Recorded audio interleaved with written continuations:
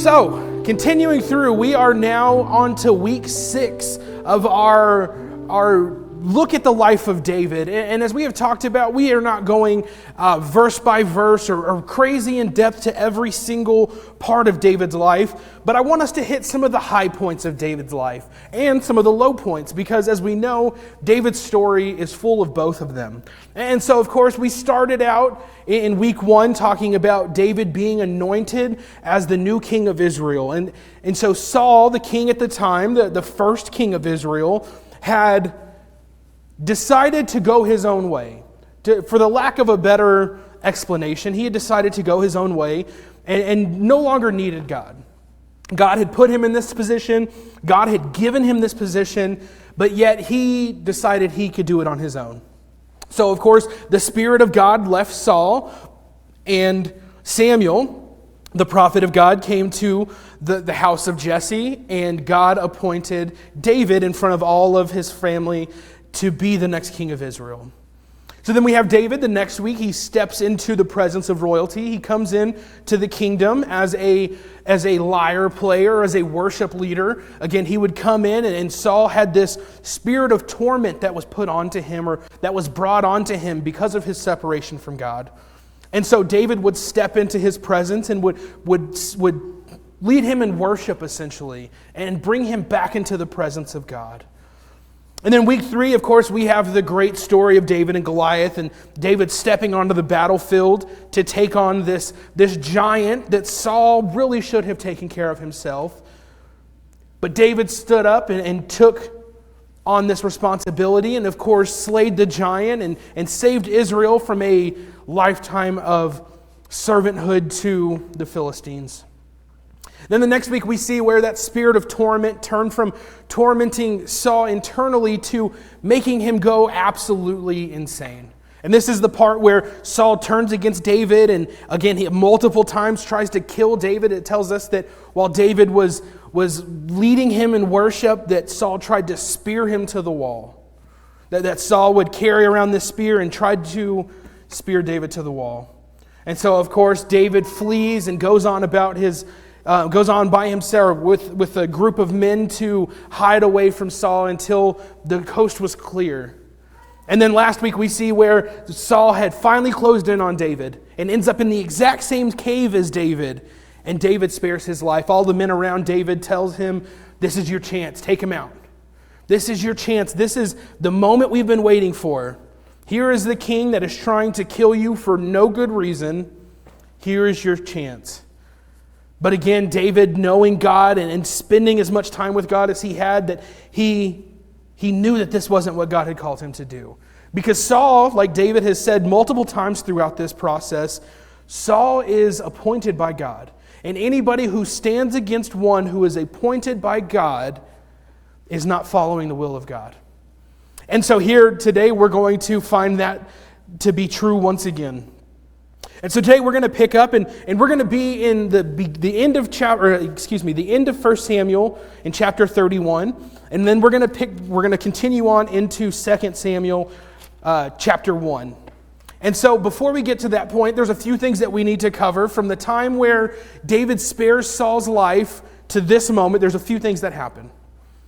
And so right after we finished last week, the next chapter in chapter 26, the prophet Samuel dies. And it is a very brief description. All it tells us is that the prophet Samuel went to be with the Lord. And then it continues on through the next. And then we find that David is continuing to hide and continuing to run and fear his life from Saul.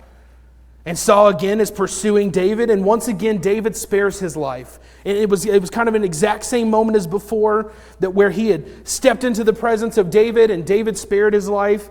And spoke out to Saul and said, "Why do you keep doing what you're doing?" So finally, Saul goes, "You know what? I'm no longer going to chase after him. I am done chasing after David." So Saul goes back home. David goes, and he actually lays low for a while with the Philistines. The same enemy that he had conquered on his own, he decides to lay low with the Philistines. And while he is laying low with the Philistines, Saul, who had already lost his mind, did something even crazier. So at this point, Saul had sent out all of the mediums and all of those who could talk to spirits and had gotten rid of them. He had even threatened them that if they were to continue their practices, that they would be put to death. And being, again, that Saul had completely lost his mind and everything was turning against him, and the only person that had ever spoke positive into Saul's life was Samuel, he decided, I'm going to go to a medium and have this medium connect me with Samuel. And so Saul goes to this medium, and this medium connects him with Samuel, and they have a conversation, and Samuel rips him apart. You have decided to not follow God, and instead of going back to following God, you have now used the presence of evil to come and speak to me. How dare you? And so again, Saul falls flat on the floor, and at this point you go, maybe there's some humility. Maybe there's some hope for Saul. But unfortunately there wasn't. And so at this same time, David now has been kicked out of hanging out with the Philistines. And not only that, but they then go on attack to Israel. And of course, Saul has the opportunity to turn back to the Lord, but continues to choose to not go back to the Lord. And as I'm reading this week, I came across this quote, and I believe that it perfectly describes who Saul was at this moment and the mindset that Saul carried at this moment. And it's a quote from an author and a theologian named J. Sidlow Baxter. And he explains this about Saul's state of mind in this moment. He said, "A man plays the fool when he neglects his godly friends, as Saul neglected Samuel. A man plays the fool when he goes on enterprises for God before God has sent him, as Saul did. A man plays the fool when he disobeys God, even in seemingly small matters, as Saul did at first. For such disobedience nearly always leads to a worse default. A man plays the fool when he tries to cover up his disobedience to God by religious excuses, as Paul did. To obey is better than sacrifice. A man plays the fool when he tries to persuade himself that he is doing the will of God, as Saul tried to persuade himself, when all the time deep down in his heart he knows otherwise. A man plays the fool when he allows some jealousy or hatred to master and enslave and deprave him, as Saul did. A man plays the fool when he knowingly fights against God, as Saul did in hunting David to save his own face. A man plays the fool when he turns from God he has grieved, and seeks an alternative in spiritualism and traffic with spirits in the beyond. The end of all of these ways of sin and folly is moral and spiritual suicide. We can only finish in such downgrade course with the pathetic groan of Saul, I have played the fool. So even towards the end of his life, Saul knew that he was a fool at this point, that everything that he had done had been foolish and careless and disobedient to the God of Israel. And because of that, it would go on to cost Saul everything. So again, today as we pick up in 1 Samuel chapter 31, starting in verse 1, if you have your scripture with you, go ahead and open up there. If not, we'll have it on the screen. If you do a digital copy, I read from the English Standard Version. So if you want to track along with me there, please do. But it tells us this, 1 Samuel chapter 31, starting in verse 1. It said, "Now the Philistines were fighting against Israel, and the men of Israel fled before the Philistines and fell slain on Mount Gilboa. And when the Philistines overtook Saul and his sons, the Philistines struck down Jonathan and Abinadab, and Malchishua, the sons of Saul. And the battle pressed hard against Saul, and the archers found him, and he was badly wounded by the archers." Even though this was a physical battle, Saul's spiritual state would be a determining factor of this fight. As we see all throughout the history of Scripture, and those of you that have participated in our Joshua study, we know this to be true. That it was never the physical capabilities of Saul or of the nation of Israel or of any of the soldiers that fell within Israel. It was never their physical abilities that allowed for them to conquer the way that they conquered across the Promised Land. What it was the fact that they had God on their side that would go and conquer for them. He would tell them time and time again throughout the book of Joshua, he would tell them, go, I have already given them into your hands. You do not have to even put up that much of a fight. Just be there, and I will take care of the rest. And so again, we have Saul stepping into battle with a heart that is completely torn apart and one that God had completely left alone because of his spiritual state.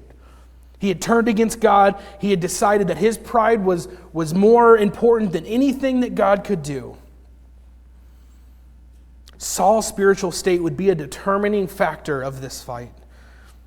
And what we know about Mount Gilboa is that it is deep in the heart of Israel.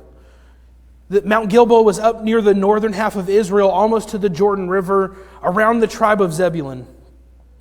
And somewhere around 120 miles from Gath, which is where the Philistines would have started their quest against Israel, they were able to push the Israelites all the way back up to the north. And the fight was going so bad that Saul and his men had to retreat all the way back as far as 120 miles and allowed the Philistines to breach into Israel. And while the judgment against Saul unfairly took the lives of his own sons, this was necessary in the entire story and in the necessary act in order for David to become the next king. Because without Jonathan being removed, if Jonathan was still present at the end of this battle, if Saul had been the only one killed, the path to the throne would have been much more complex. And as we remember back to last week, Jonathan had already told David, you are the next king of Israel. I know this. Saul, my father, knows this. You're going to be the next king of Israel. We all are aware of this. We all know what's going on. And unfortunately for Jonathan, that meant that he had to be put to death. And of course, he was put to death right alongside of his father. And I want us to take a moment here because I want us to realize that, especially as parents, that this story gives us a look at what our lives and specifically what our sin can do to our kids. While this is like a worst case scenario type story, the sin that we carry in our lives can affect our children. If it is a habit or a hang-up that we carry or whatever it is that we carry in our lives, it has a negative impact on our children. Unfortunately for Saul, that meant that all his children, not all of his children, but his three eldest children would be put to death right there next to him. Because of Saul's sin, because of Saul's heart, his children would be put to death unfairly. Guys, if we don't take care of the sin in our lives, it will affect our families, it'll affect those around us, and it'll cause great chaos and destruction. We have to take care of the sin within our hearts. Right here at the end of verse 3, it tells us that as the archers had found him and he was badly wounded by the archers. The Vulgate Bible, one of the earliest Latin translations of the Bible, the phrase continues on in verse 3, and it says that he was badly wounded by the archers to the point of death, to the point of terminal, it said. There was no way Saul was going to get out of this moment. He might not have been dead just yet, but it was coming. These were mortal wounds. Continues on, verses 4 and 5. It says, Then Saul said to his armor bearer, Draw your sword and thrust me through it, lest these uncircumcised come and thrust me through it and mistreat me. But his armor bearer would not, for he feared greatly. Therefore Saul took his own sword and fell upon it. And when his armor bearer saw that Saul was dead, he also fell upon his sword and died with him. Once again, the sin of Saul takes another life. Not only were those around him being killed, but now his armor bearer feels the need to do this. Saul wanted a valiant death. He wanted to die in battle like he had always thought he would. Not to be made an example of, but to die a conquered king. And since the armor bearer refused, Saul took it into his own hands. As an armor bearer, had he survived this moment, had he taken Saul's life and then fled like he probably should have, he would have been put to death anyway. For the armor bearer to have survived, but not those who he was bearing the armor for, it was an automatic death sentence. And so once again, Saul's sin cost another life. We continue on, verses 6 and 7. It says, "Thus Saul died, and his 3 sons, and his armor bearer, and all his men on the same day together." The entire army wiped out. "And when the men of Israel who were on the other side of the valley and those beyond the Jordan saw the men of Israel had fled, and that Saul and his sons were dead, they abandoned their cities and fled. And the Philistines came and lived in them." Saul's mission as king was to follow God and continue the mission of Joshua to take control of what God had promised to Israel. This was Saul's goal. This was the only reason that this king was appointed, was to continue the mission that God had set them on in Deuteronomy way years and years ago before this. God had already appointed this land for them to take over, and they continued to refuse and continued to refuse. And so as Saul came into his kingdomship, he should have continued this process. But not only did Saul lose out on following God like he was supposed to, but he ended up costing Israel parts of their land and parts of their promised land from God. So not only did he lose God and lose his life, but he lost some of God's promise. All because of a sin issue. All because he decided that he knew better than anybody else, including God. We continue on. End out chapter 31. It says, "The next day when the Philistines came to strip the slain, they found Saul and his 3 sons fallen on Mount Gilboa.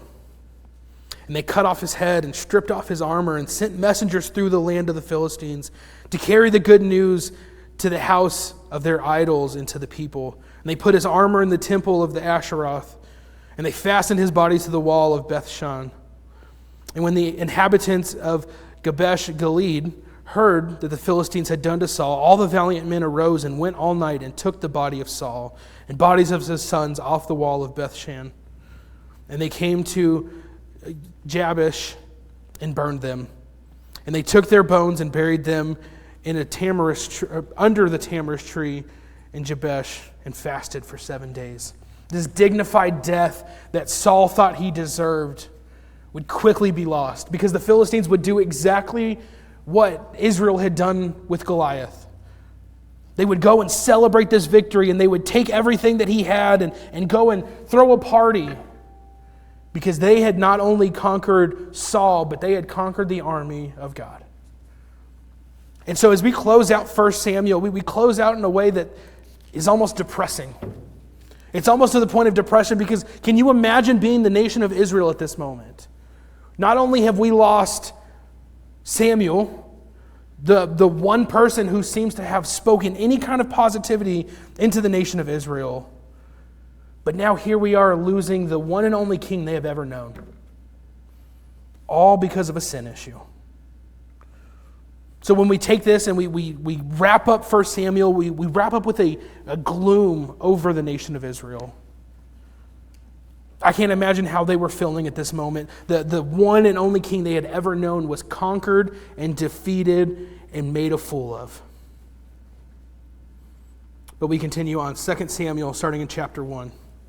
This is after the death of Saul, when David had returned from striking down the Amalekites. David returned 2 days in Ziklag.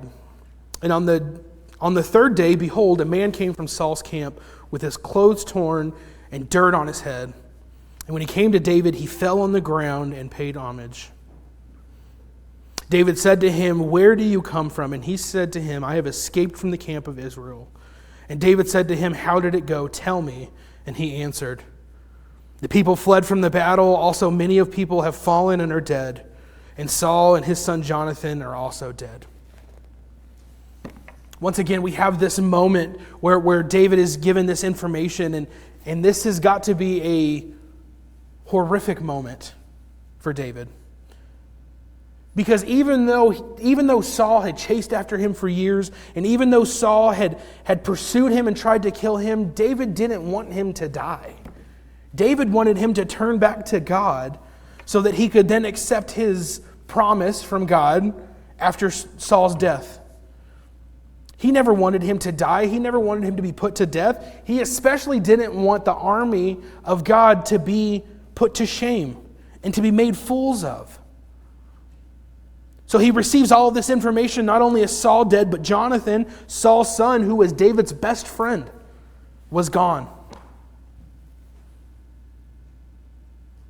Absolutely wiped out, gone. And he asks him, picking up in verse 5, and David said to the young man who told him, "How do you know that Saul and his son Jonathan are dead?" And the young man who told him said, "By chance I happened to be on Mount Gilboa, and there was Saul leaning on his spear, and behold, the chariots and the horsemen were close upon him. And when he looked behind him, he saw me, and he called to me, and I answered, 'Here I am.' And he said to me, 'Who are you?' And I answered, 'I am an Amalekite.' And he said, 'Stand beside me and kill me, for anguish has seized me, and yet my life still lingers.' So I stood beside him and killed him, because I was sure that he could not live after he had fallen. And I took the crown that was on his head and the armlet that was on his arm, and I have brought them here to my Lord." This man that we are just now introduced to said that he had come across Saul, and he is already facing death, and he was already miserable, and I helped him get to death. I helped him get through this moment. I decided, he asked me, and I said yes. And not only that, but he said he stripped him of his crown and of his armlet, all of his royal presentation, and brought them back to David. Again, we look at this from outside perspective and we go, he helped Saul in this moment. He decided to put him out of his misery.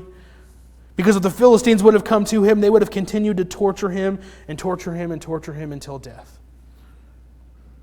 But that's not how David responds.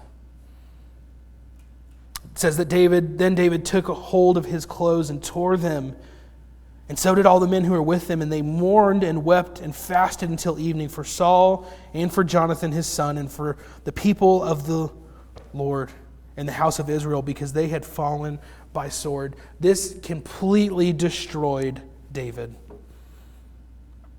When we look back to the story of David and Goliath, we see this same type of moment where David was like, I am not going to stand by and watch the nation of Israel, the army of the Lord our God, be taken down.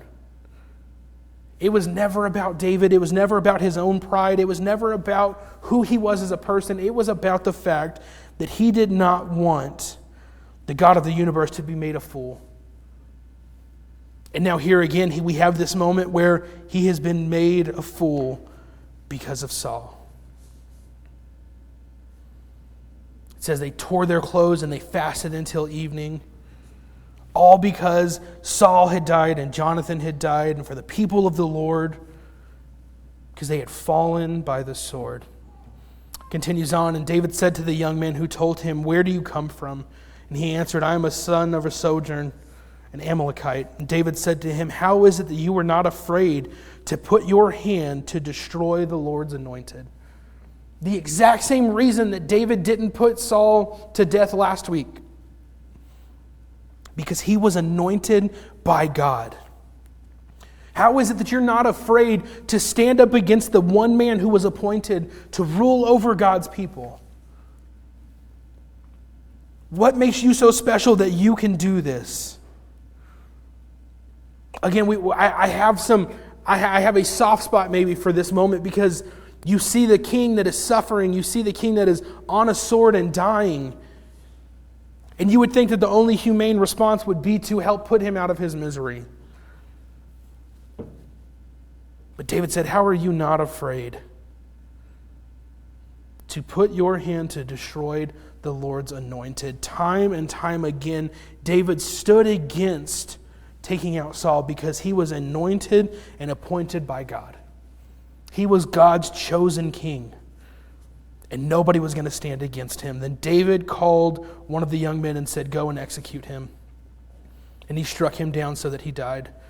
And David said to him, "Your blood be on your head, for your own mouth has testified against you, saying, I have killed the Lord's anointed."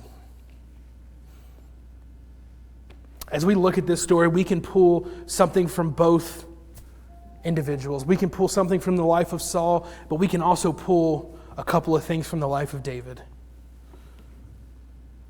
The first one being this, and to me, this is one of the most important things that we can learn throughout this early life of David. And even on, and we will continue on through here in a couple weeks and talk about it again, but sin can only create evil. Never will sin create something good. Never will sin create something positive. Sin only creates evil. Whenever we stand in our pride, whenever we stand in our own fleshly desires, whenever we stand in whatever it is that leads us into sin, it creates evil. Guys, we have to take care of our own sin issue, because if we don't, not only will it kill us, but it'll affect those around us, our friends, our family, our loved ones, our church. Sin can only create evil. I don't know what it is that you're facing or that you're going through or that you struggle with. I know what my struggles are. But this is why we stay connected to God. This is why we stay connected to the Father. Is because we're going to sin. That is a part of who we are. That is a part of human nature. That is a part of the way that we are as humans. But the longer that we allow sin to build and build and build in our lives, the more hurt and chaos we will create. We have to give our sin over to God, whether it is pride, whether it is a hurt, whether it is an addiction, whatever it is, we need to give it over to God. Because as we allow that sin to build and fester inside, it only creates evil that will then go and hurt those around us. We see it right here in the life of Saul. If he would have just turned back to God, not only would those around him would have been spared, but he would have been spared. His sons would have been spared. But he decided to go into battle without God on his side. And when we do the same, we will continue to fail time and time again. From David, we can pick up a couple of things. The first one being this: honoring God never stops. David knew in this moment that Saul was appointed by God. And if he were to do anything against Saul, that would not be honoring to the God of the universe. Even when we are hurt, even when we are frustrated, even when we are tired and sick and down and whatever it is, we do not stop honoring the God of the universe. Because the moment that we do, the moment that we decide that we can do it on our own, or that maybe I don't follow this way, or maybe I don't need to do it this way, that is when sin begins to overtake us again. And lastly, and we're going to continue on this point for the next few weeks, but I think it is so important for us to observe this right now. Perfect path does not exist. The perfect life path doesn't exist. Hurts, trials, tribulations, those are going to come because we're human. Those are going to come because that's just what life is. The perfect path doesn't exist. We see it in the life of David, where he has attempted to be murdered several times before Saul is finally put to death. And even after he is appointed king, we're going to see where the perfect path doesn't continue, because the perfect path does not exist. Guys, we have all been through hurts and trials and hang-ups. There are so many things that we have been through, and my story isn't like your story. Your story isn't like that to the person next to you.